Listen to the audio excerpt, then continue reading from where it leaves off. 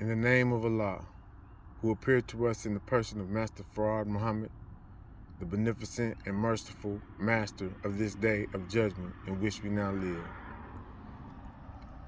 Thee alone do we serve, and thee alone do we seek for aid. O Allah, guide us on the right path, the path of those upon whom thou hast bestowed favors, and not the path of those upon whom your wrath is brought down, nor of those who go astray after hearing your teachings. We bear witness that there is no God worthy of worship besides thee. We bear witness that the Honorable Elijah Muhammad is your right-hand man, and that you've anointed him with power above all the rulers of the earth. And we bear witness that you and the Honorable Elijah Muhammad love the Honorable Minister Louis Farrakhan and will defend him against those who seek to take his life for no reason other than that he speaks the truth. It is in these three names that I greet anyone within earshot of my voice in the greeting words of peace, Assalamu alaikum. That only means peace be unto you. This is part 2 of my YouTube topic entitled, Islam is the religion of the God of the Bible. And I know that was a very blunt introduction, but the Honorable Minister Louis Farrakhan reiterated the fact that the Quran states that Allah hurls truth at falsehood until it knocks out his brains. So as a believer, I seek to do the same. As I stated in my previous video, I learned of Islam while incarcerated.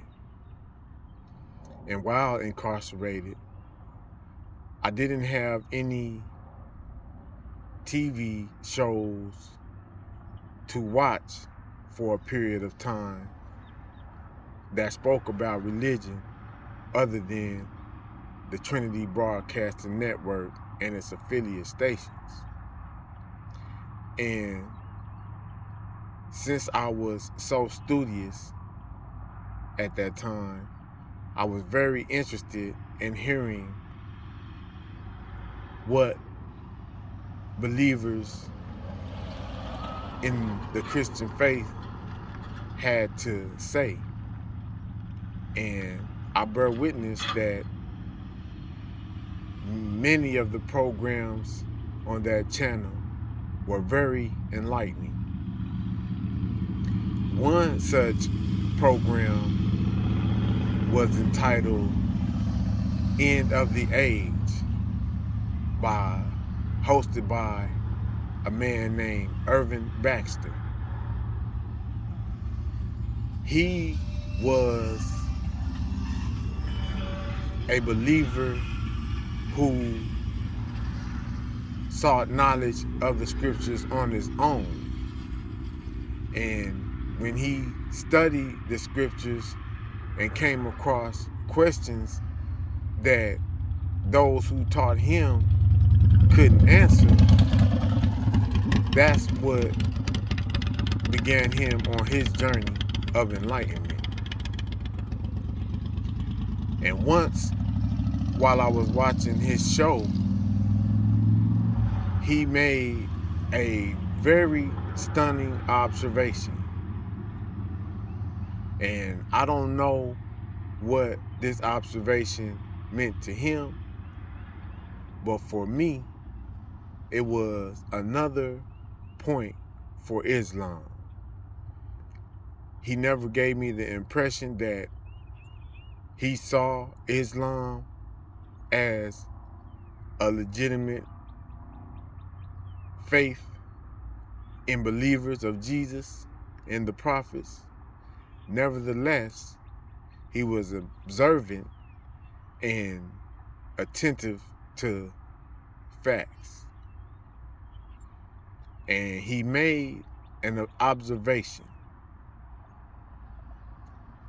And the observation that he made is what I would entitle this second part to my YouTube topic, which is the Garden of Eden is Muslim country. And that was his observation. His observation was that the biblical Garden of Eden was a predominantly, overwhelmingly dominant Muslim area. And to hear that stated matter-of-factly was stunning to me, to hear that coming from the Trinity Broadcasting Network. And once again, I don't understand or know how that fact affected him in depth, but he never gave me an impression that he saw Islam as a legitimate religion. But nevertheless, the facts don't lie. So, as we know, in the Bible, it states that God planted the garden by 4 rivers, or rather 4 rivers flowed through that garden. The Tigris, the Euphrates, the Pishon, and the Gihon. The Pishon and the Gihon are not recognizable on modern day maps, but in the past there was an Arab scholar who was able to view certain satellite pictures and therefore pinpoint the 2 remaining rivers, the Pishon and the Gihon. And they were dried up, but nevertheless, you could see their paths in that same area near the Tigris and Euphrates River.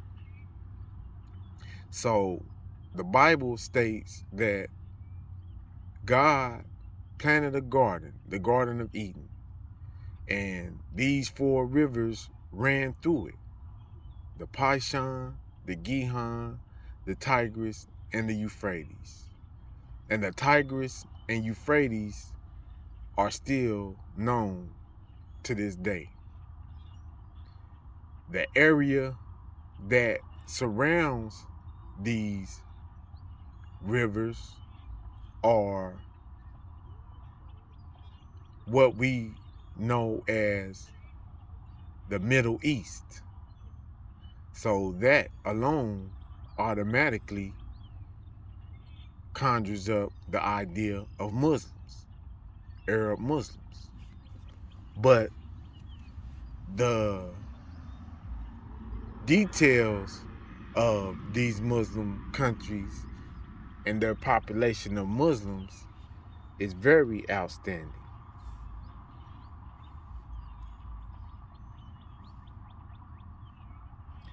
Take Turkey, for example. Turkey is 90% Muslim. Syria is 87% Muslim. Jordan is 92% Muslim. Iraq, 95% Muslim. Saudi Arabia, Kuwait, and Iran, 100% Muslim. So here you have the geographical location of the biblical Garden of Eden. And in modern times, it is overwhelmingly predominant Muslim countries, Muslim land. So with that fact being said, I have to ask the question, is that a meaningless point Is it just a coincidence, or is it indeed significant?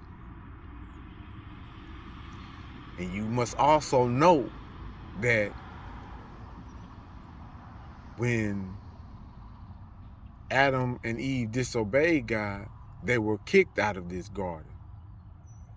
And for some reason, Allah surrounded this garden with angels, with flaming swords.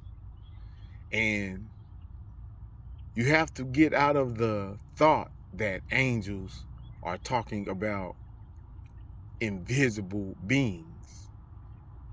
Read the account of Sodom and Gomorrah, where Allah appeared to Abraham in the form of a man, along with two angels who were also men. In fact, the two angels he sent to go get Lot and rescue him and his family from the Sodomites. And when the Sodomites saw the two angels, men, they literally wanted to have sex with them. So disabuse yourself of the idea that angels are ethereal beings with no substance. They are indeed men. And so this Garden of Eden was surrounded by angels, men with flaming swords flashing back and forth, which seems to imply fighting. These fighting angels were placed around the Garden of Eden to keep the man out of the Garden of Eden. So that begs another question. What kind of man was this God that warranted Allah putting fierce angels around the Garden of Eden to protect it and keep this man out? So once again, I ask the question, is it a coincidence, or is it significant that the biblical Garden of Eden is, in modern times, Muslim land? With that, I will leave you as I came, in the greeting words of peace. Assalamu alaikum.